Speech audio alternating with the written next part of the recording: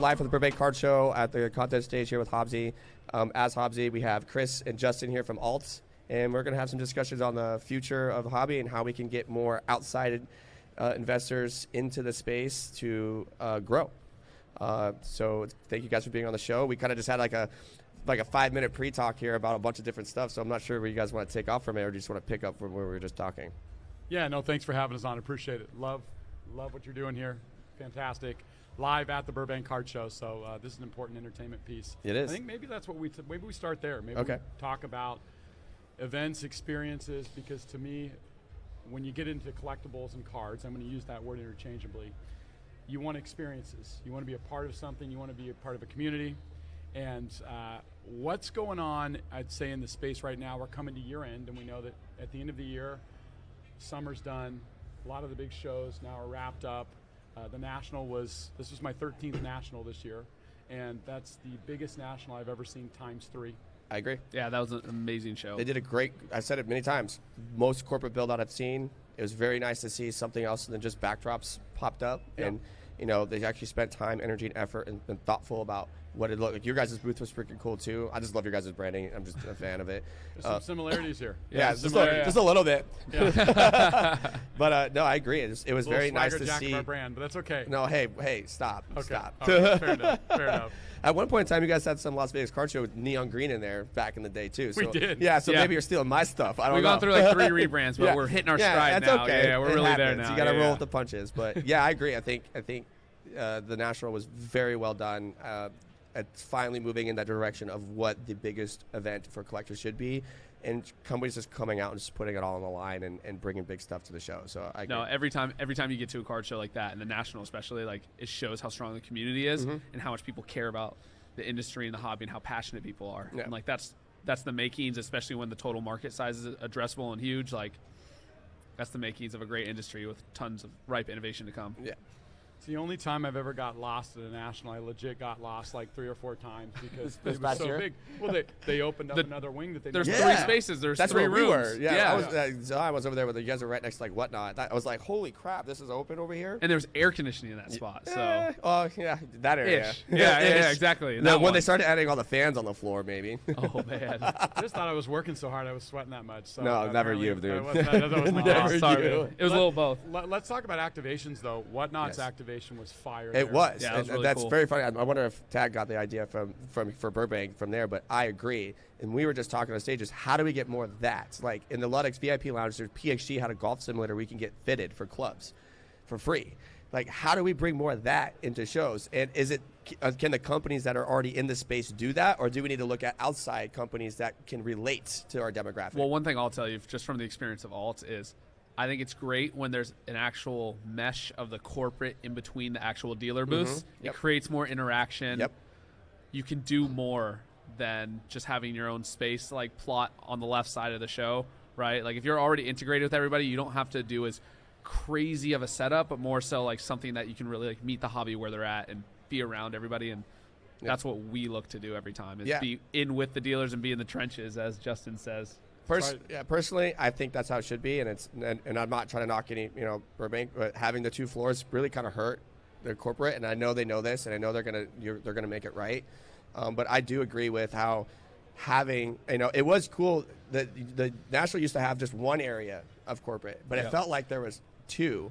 And it allowed people to go from one side of the room through corporate stuff into break pit, into some dealers, back into a corporate area, then back into some dealers. So you want that ebb and flow of traffic so that you're actually immersing the attendees into the brands that are spent a ton of money to be there. Yeah. So let me ask you this. Isn't one of the reasons that we do this thing is because we want to be a part of something? Yeah. Right? We want to be a part of a community, maybe de facto in a smaller sense or an overall sense. But the guy said the other night to me at the hotel, which I thought was a really great comparison. He said, I come from the music space, and this feels a lot like when you're on tour.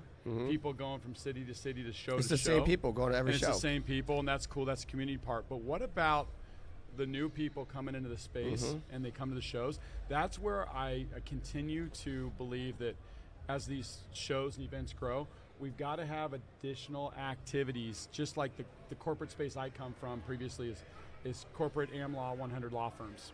And so those guys work really, really hard. And when we do an event and a show, it'd be part vacation, part business, Yep. and then part like experiential events. Yep. And so one of the things that I just told you about before that I loved was at Culture Collision. They had a 3-on-3 basketball tournament. Just because you want to say you want it. I mean, There's the plug. There it is. Beat you to it. reigning MVP. I was playing on a different team than this guy. I mean, he's pretty good, but it's a man's game. So, listen, we're on the same. I was fouled on the 3. I would have won it for us. That's we're on okay. the same team Yeah, this yeah, time. yeah. So reigning MVP and champion. But I didn't want to put that out there. That was the point of my comment. He leveled up, and then Raphael leveled up, and then did OTE Arena. Yeah, that was cool. I which didn't get to was- go to it, but that would have been so cool to be in. I didn't get the invite either. I'm not sure because it was influencers. He just didn't want me to wear the belt. I was about to bring the belt and strap it on like she did back in the day. It's good. It's all good.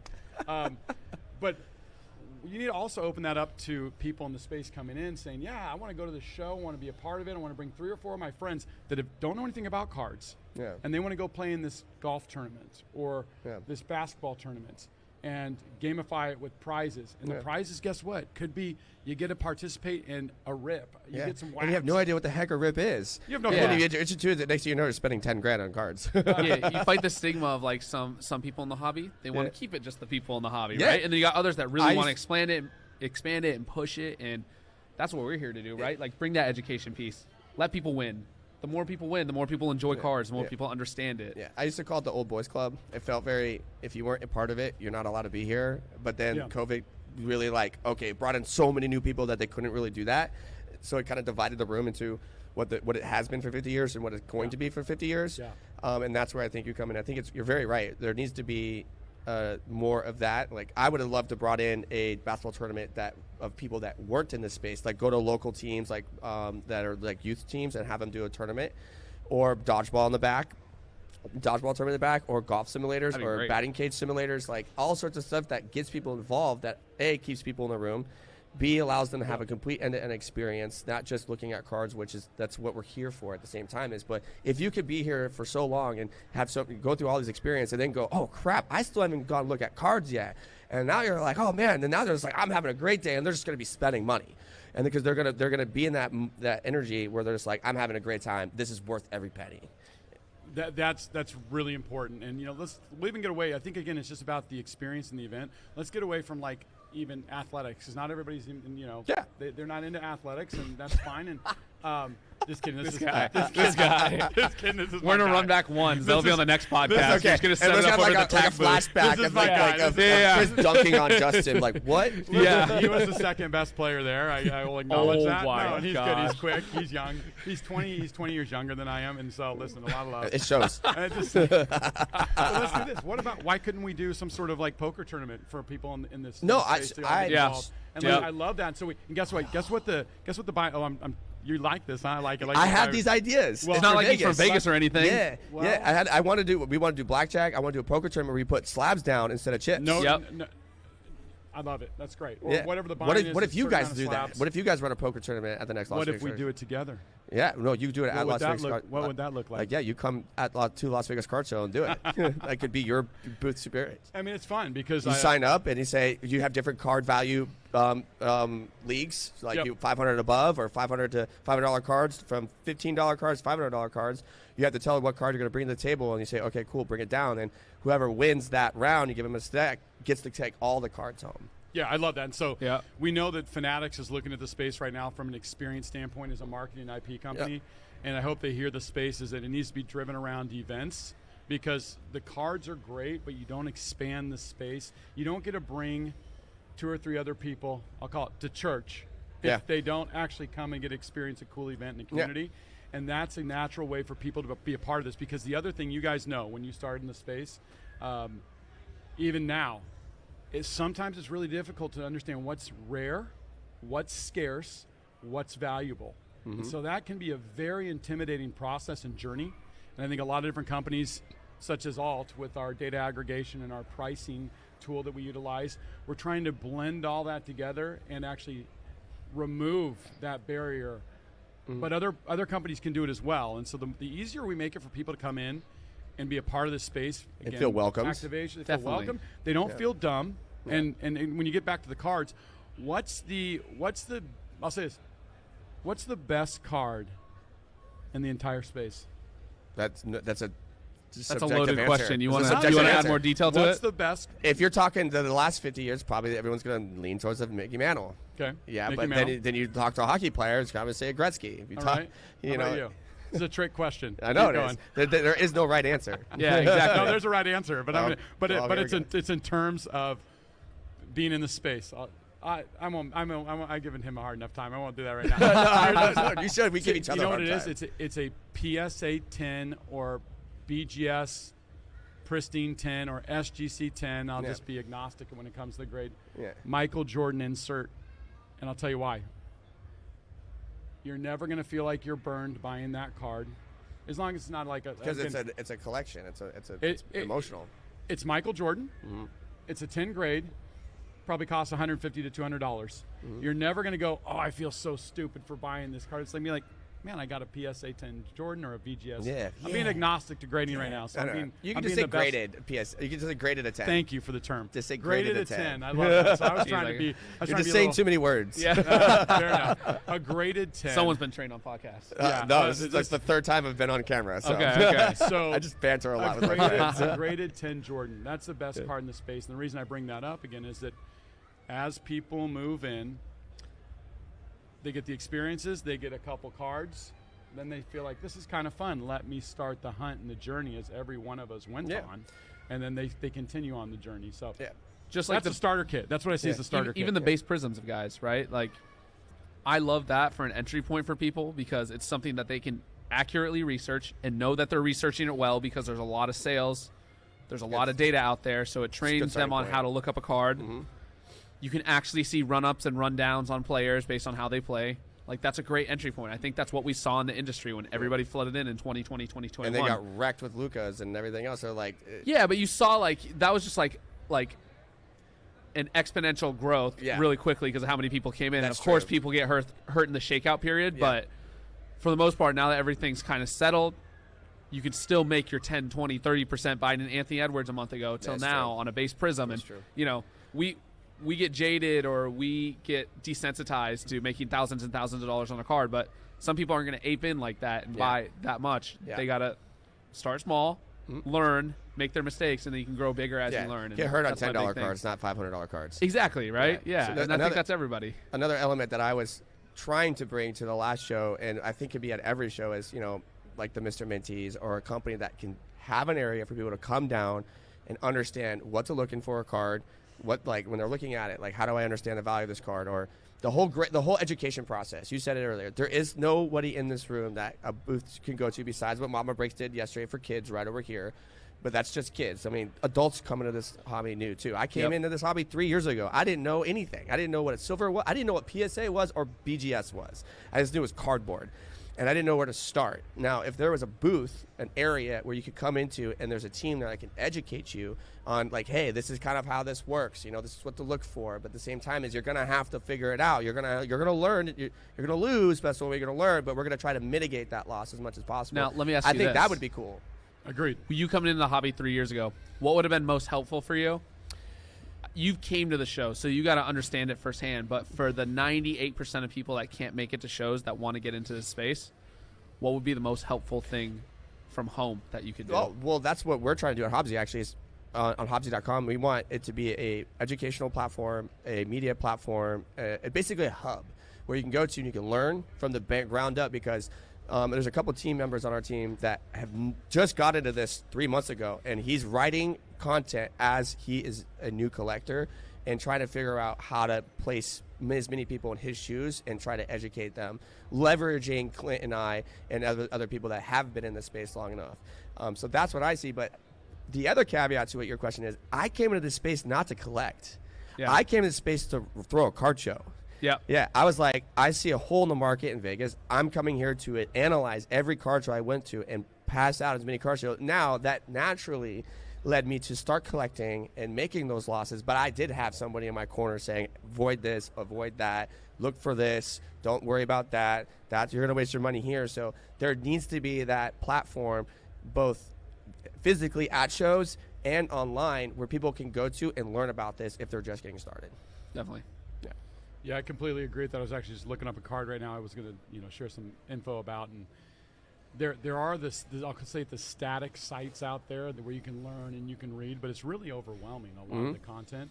Are you guys looking at this as being more live and interactive media? Here? Yeah, the knowledge part of it. Yeah, so, I mean, the knowledge is active live now because of the person that's writing the content is entering that space. Yeah.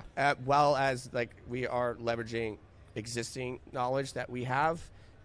When I hear live active, I'm thinking walking the show from a camera's perspective and asking people a question, like up to a point where we've even had ideas of following around influencer and people super chatting to buy that card, buy this card, kind of control the person's buying actions, obviously with funded. But when it comes to, so my brain's a little split on what you're saying, so I'm going to that, and I think you're well, that was what I was asking, so that makes sense. Okay, cool. Yeah. So because again, how often do we? All the media's out there if you want to get involved in the media or read the content. Yeah. But I think people enjoy the live experience. Yeah, it's all the same stuff, and we don't offer that. Yeah, it is. Yeah, it's who are you looking for? What's your grill card? What got you in the industry? Like, what's this? What's that? It's like, no, it's like, man, I messed up today. Or like, hey, let's go follow this person for 45 minutes and see what they buy. And now you're getting to be from home and watch that. You can even comment, and you can kind of community where people are like, oh, man, you should have bought that card, or I would have looked at that Jalen Hurts versus that Patrick Mahomes, whatever. It doesn't matter. It's creating that environment where people are allowed to be here because not everyone can travel to 50 shows, 40 shows a year. Yeah, that's why Burbank was was built over here, is because so many of the better shows or bigger shows are on the East Coast. It's basically Dallas and to the right. So there needed other shows on the West Coast, which is another reason why I was starting Las Vegas Card Show. But then there's a ton that blew up out here is because people can't go everywhere. I'm never going to Atlantic City again. I just want to put that out there. I heard they're going back. Yeah. Oh, did they vote it out? I won't do it. I'm going to call them sick. Yeah. I've been twice now. Yeah. I'd rather be dangerous. kicked in the face. I saw somebody get beat up. It's dangerous. Yeah, it is. But I understand. It's just a scummy facility. But they get it for free. They get it for free. I know they get it for free. Which 100%. I mean, as a business perspective, I'm like, I don't have to spend $1 million on a facility. So again, are we worrying about we get it for free, or do we want to grow and expand the hobby? No. Is it for the love of the game, or is it for the love of the money? I think, and props to the Burbank staff here, is they took, they wrote a check to help ease the vendors, with the union. And I think shows need to be looking at it from, how do I make this the best place for vendors, attendees, and corporations? They've done a great job. Yeah, they have. They did. They really stepped up, and they did something that I thought Mint should have done, which was not have people pay to move their stuff in. And they're just like, we're going to pay the fee. It's free labor. I think that was an awesome thing. That shows they truly care about their vendors and their experience and making it easy. And I think the National could learn something about that. Let's build the perfect show right now. Okay. So I've been in this space since '98. I've been to a lot of different shows, so I got a lot of different little elements and pieces I can take. It doesn't have to even be in this space, just whatever your previous careers. Let's go around. We each get one pick, okay? So we each get 2 picks of what we'd like to add an element to the show. I'll start first since I came up with the idea. Here's what I'd like to see. I'd like to see, shout out to my boy NK, by the way, because he loves this idea and believes in this idea. I want the collection segmented. I want vintage to be over in a vintage area, away from 90s inserts. I agree. Now, dealers may say, well, how am I going to do that? I have vintage and I have 90s inserts. Well, we could figure out a way to do that essentially where everybody's got 2 or 3 different guys that work at their booth, right? Yeah. So you got the guy that mans vintage. He's over with the vintage guys. You got your 90s inserts, or we could even call it like ultra modern or modern basketball, football. But I want the sections segmented. Because there you get, I'll call it the SMEs, the subject matter experts of each category. You can sit around, vintage. You can just stay in that area all day if you want it. 100%. You don't have to hunt the floor for the next vintage guy. Yeah, I had this idea for Vegas Card Show, but then when I was allowing people to pick their own table selections on the interactive map, how am I going to say just be here if you're vintage, and if vintage sold out, you think a vintage guy's not going to go buy another table? So it was something that I couldn't control at the time, but maybe in the future. But I like that idea. I think that's very smart. It's just like how certain shows have TCG and sports. Like you can't have cosplay sitting next to a vintage guy. I'm sorry, it's just not going to work. Awkward a little bit. I mean, I want to see it. I want to see it. But I agree. I do like that idea. So that's my pick. That would be the first thing. It's segment show. It's up to you now. I would say, obviously, good Wi-Fi. I think that stalls out a lot at the show. I'm a simple man. I'm a simple man. That's one thing I want. And another thing, I heard this one's pretty good here. I didn't. It was good. It worked. I didn't have any issues. I didn't even think about it, which is a good sign. But the other thing I'd love is I think every show should either partner with a company or do it themselves, have a liquidity provider at the front of the show. Because everybody's coming here to make deals, 100. meet one another. That's why we've taken to giving actual cash out at the show. We used to just drop it in people's balance for cash advances. But we like this. Yeah, people want to have the cash. They're here. They traveled here because they want to make have to deals. go to the bank and pull it out. Shows stall out because people come with all these cards and not a lot of cash. And then it's really hard to make trades. You make maybe 1 to 3 trades a day because you're just sitting there negotiating. Cash makes it very simple. More transactions, more liquidity flowing in the room. I would love to have alts or the card show people buying cards at the front of the show when people walk in to move around. I agree. I've had that idea too. I feel like we need to talk more. I think so. I think we're just building the next show right now. Yeah. Okay? Well, I mean, a lot of these ideas are similar to what I wanted. I was new and I was bootstrapped. I started with $0. So I just haven't had no one knows who I am.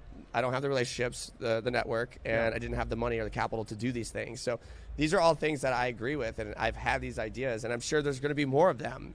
Well, you're up next, so you get next one. I want to clarify one thing. So you're looking at this almost like a cashier's cage. At the very front, like if you're in Vegas. They walk in and they're like, I got these cards. I want to go on the hunt and be liquid and go. And then maybe there's 2 or 3 providers. I love that. Well, that's the thing with education too. They walk in the show.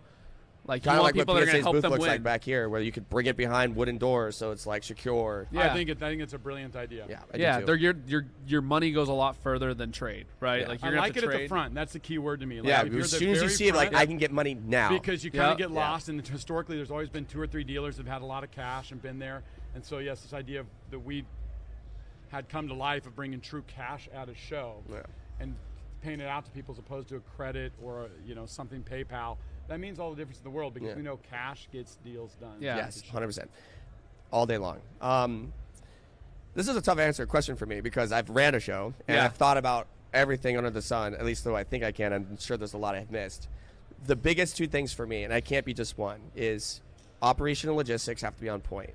You can't look like you're a mess because if you're a mess, you're going to lose your vendor's respect. Number 2, experiences. I come from nightlife in Vegas and festivals. There needs to be more activations. And activations can be something as a photo booth to a basketball court. It doesn't matter. It needs to be more things going off in this room. Just like what I was going to say earlier is with kids. They are the next 50 years of this industry. They are being raised in an economy and an environment that is a lot of stuff going on, like from their phones to the basic stuff. Grabbing the attention. It is very grabbing. So if they don't have stuff to do, they're just going to come in, get their card, and leave. So we got to figure out a way to keep people's attention in the space, in the room, so almost they're like they forget that they're here and that they also want to come back. That's the biggest key, the biggest L every show faces is Sunday, the last day of the show. I even tried not having a Sunday and doing Thursday, Friday, Saturday because I knew Sunday was going to be a wash. That's smart. But it didn't work out that way. I mean, I also think because the attendance was low, but because Saturday is usually the best day, and then you end with an after party and just say, come back tomorrow and clean your stuff up. But it's how do we bring more activations and excitement to Sunday to keep the room filled with Sunday and not just people want to leave, because that is every show. It's Sunday.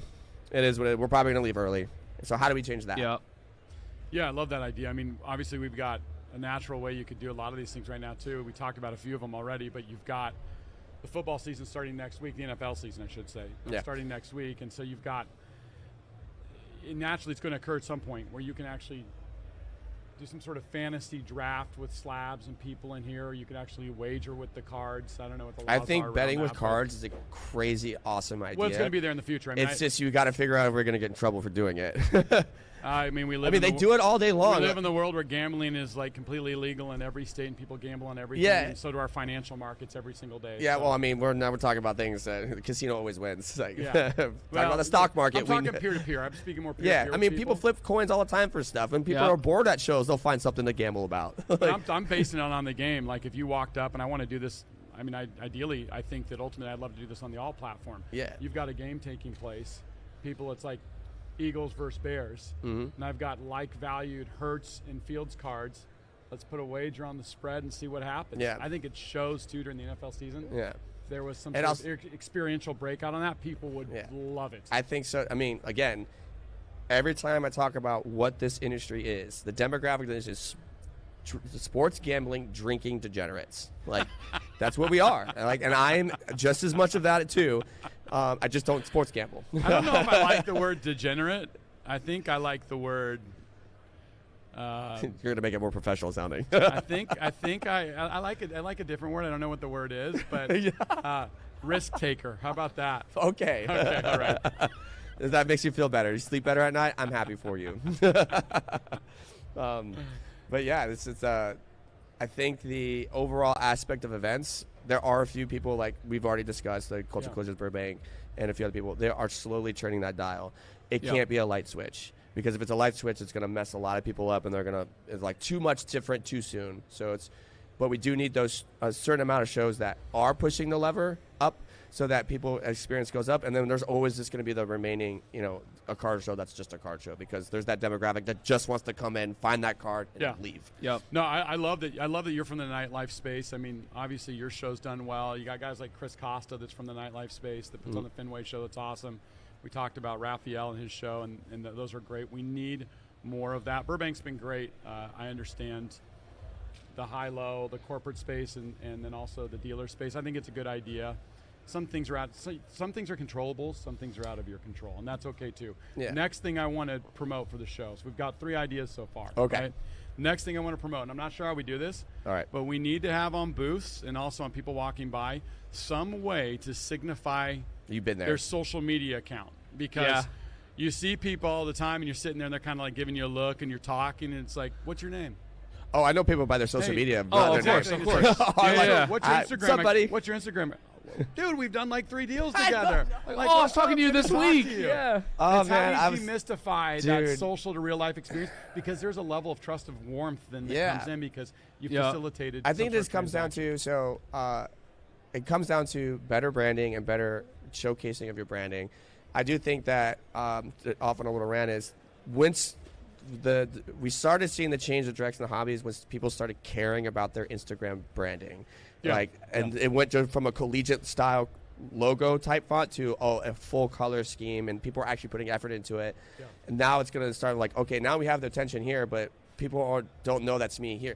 I've walked around shows without my Las Vegas Card Show hat out, and nobody knew who I was. And the moment I put on my hat on, I'm like, yo, what's up? I'm like, dude, I've been here for 3 days. like, what do you want from me?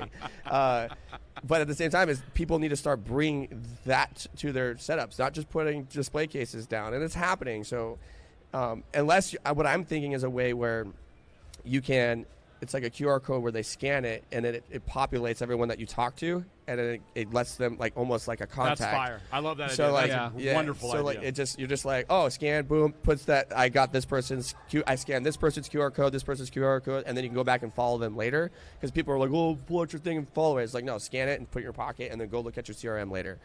We need to continue to innovate around that. I'm thinking even more. I love that idea. I think that's ultimately where it needs to go. I'm thinking a little more manual. Like you need to put a booth skirt on that actually has your social. Oh, that's what I was saying. image. Like the booth branding. Yeah, just just a table image throw. And then the name. Like one of the things we did the national. I'm wearing the jersey right now. On the back, we put our Instagram names on there. And it was Is that your name? Yeah. And so mine's Grailed Grails. And yeah. I had some people going, Grailed, what's up? Grailed, what's happening? I said, hey, how you doing? Yeah, so they recognize you as your Instagram. Absolutely. 100%. Because often people don't put pictures of themselves on there. I haven't posted a picture of myself in like 5 years. I love my children, so I put pictures of my children on there and me. But not you, man. People don't want to look at you. Not me. Not me. Of course not. 100%. So, but it is. It gives that like, that facial recognition part. So that's my next piece. Yeah. Sounds like we got a couple more. Let's get this show done, because this will be the ideal show. It's the next show, apparently, the next Las Vegas Card Show. We might have a lot to go on here. So what do you got, Chris? What? We got one more. We each got 1 pick, or 2 picks. Sorry, so I'm on. I did my 2 already. Oh, I said Wi-Fi and the catch You bands. covered them all at once. All right, that's fair. I'll let you get away. Yeah, I did the same. I did logistics and experience. Because like with the logistics, I'm talking show signage, way signage, things on the floor, putting branding on the floor for people, like getting that, like, oh, I'm walking on the floor, scan this QR code, Alt's doing a giveaway, scan, done. Now they have to go to your booth and figure out, hey, where am I aligned on this? Did I win anything? If not, you just get like a sticker or a t-shirt. Like that is also experiential and logistics at the same time. So how do you start merging those things? So it's very broad what I said, but also you can narrow it down when you really talk about it. This probably goes to logistics too, but increased security. I think it was great that there were security guards walking around up and down the rows. Yeah, I'm big on that too, because people come in with hundreds of thousands of dollars. Look, all I'm going to tell you is if we continue to accomplish our goal of bringing in more people into the hobby, where there's more people and there's more money, there's more fraud, and there's more Yeah. deceit and crime. So I'm big on security. So I was in the military. So there you go. I definitely had Attaboy. armed guard, Yeah, armed thank you guard for at your our show. service. So thank you. Army, Yes. my guy, my guy. My guy. Love it. Got General George Patton here right on the arm. Yeah. So Army guy. Through My and army through. tattoo is just a sword. Okay, hey, listen, doesn't matter. You Yeah. served. I appreciate it too, Thank you, man. Thank you, man. Is it too No. maybe taboo or aggressive to say, can we have maybe a dress code one day? I think that'd be very, very cool because having a little bit of a dress code at the show, at least from the vendor side. That would be What cool. is it that you're specifically thinking about? I don't like when the guys come in shirtless. It's really bothersome. Who But comes in I'm just shirtless? kidding. Shirtless and little nacho cheese on the chest. It's, Yeah. that's awkward. It's I a weird mean- moment, but I'm kidding. But I mean more along Are the you? lines of like having the consistency of maybe it's- Uniformity? Yeah, listen, thank you. Uniformity is the term I'm looking for because Yeah. often you don't know who to talk to, and it's intimidating walking by the cases, and people always don't have the best soft skills in the world. So at least if there's You're talking about people skills. soft skills, but Yeah. also dress code kind of goes hand in hand with that a little Okay. bit. Yeah. So I think to me, if we could level up in that sense to make it That- more easy to interact with dealers, I think that'd that be comes with important. time and elevating the space. 100%. As the Absolutely. space elevates, rising tides raises all boats type situation. So Yep. I agree. at the same time, is you got people been doing this for 50 years. They're not going to change. They're just going to give you the bird and be like, "Get out of my face! You do want a card or not?" So it goes to who's elevating. That also inspires other people to elevate and take things more seriously. And I think the more we see the companies doing that, the more people are going to want to fall in line and do the same thing. I agree, and also they'll gain more market share. I mean, that's the truth. The Yeah. friendlier people will gain more market share. Yeah. Yes, it is the cards, Yeah. but also it's like the experience with the individual there. But Yeah. We know it's a relationship-based hobby. That's why you're here, Justin. I'm just leveling it up right now. That's so, That's the only thing you're good for. I'm yeah. just kidding. that's all right. I'm I okay get to with throw that. my jabs in too. So. Yeah, no, I'm going to back you up. I feel like you get picked on a lot by him, so I'm gonna, I actually, he's, when I joined Alt, about right around 4 months ago, Chris has been the ideal person to work with and partner with. He's smart, he's witty, he's always happy, he knows the Nice. infrastructure, so I'm extremely grateful Yeah. for him. That's the final nice thing I'll say about him. I was going to say, that's probably on the only thing stage you're going right to get now. out of him. Got it on camera right there. But, Clip that. Yeah, we're gonna but no, I appreciate it's like Chris. you could never No, say you Justin's didn't say great. anything I nice. Justin's appreciate Chris great. very much. So, Yeah. I mean, absolutely. Yeah. Anything Well, else to cover? You wanna- I think that's it, man. I think we Okay, got hey. it great. I mean, right up on the point. We did about 40 minutes. I love Awesome. it. You guys were great. This Thank is you, awesome. Dakota. I appreciate Yeah, you guys coming up appreciate so it. much. So Really appreciate everyone, it. round of applause for Alt. They were awesome. And if you didn't catch it, you could get it back at you could watch it back at Hobbzi.com, and My guy. they'll probably post it on their platforms too. And we'll just continue working together. And we have a lot of conversations to have outside of this. Yes, we do. Absolutely. Yes, Thanks we for do. having us. No problem.